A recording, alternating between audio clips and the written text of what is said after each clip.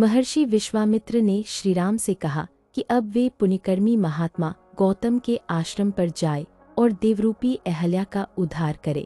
इस पर लक्ष्मण सहित श्रीराम ने महर्षि के नेतृत्व में आश्रम में प्रवेश किया। आश्रम में पहुंचकर उन्होंने देखा कि अहल्या अपनी तपस्या से दीप्तिमान है।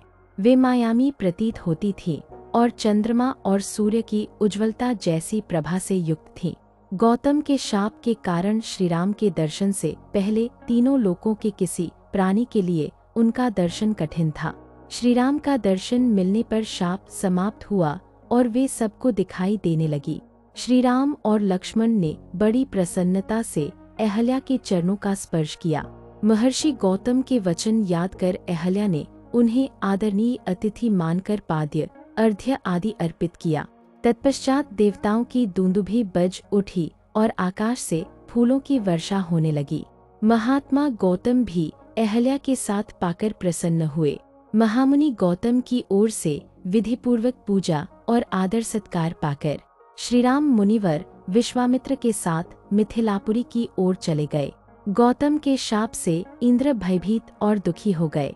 उन्होंने अग्नि और अन्य देवताओं से कहा कि उन्होंने देवताओं के हित में गौतम की तपस्या में बाधा डाली थी, क्योंकि मुनि देवताओं का राज्य छीन सकते थे। उन्होंने बताया कि गौतम ने क्रोध में उन्हें अंडकोश से रहित कर दिया और अपनी पत्नी को भी त्याग दिया। इसलिए इंद्र ने उनसे अनुरोध किया कि वे सभी मिलकर उन्हें फिर से अंडकोश से युक्त करने में मदद करें। इंद्र की बात सुनकर अग्नि और मरुद्गणों सहित सभी देवता पितृदेवताओं के पास गए। उन्होंने एक भेड़ के अंडकोशों को इंद्र के शरीर में जोड़ दिया। राम और लक्ष्मण विश्वामित्र के साथ राजा जनक के यज्ञ मंडप में पहुँचे। राजा जनक ने विश्वामित्र और अन्य मुनियों का स्वागत किया और आसन ग्रहण करने का निवेदन किया। जनक ने पूछा कि ये दो आकर्षक राजकुमार कौन हैं और यहाँ क्यों आए हैं।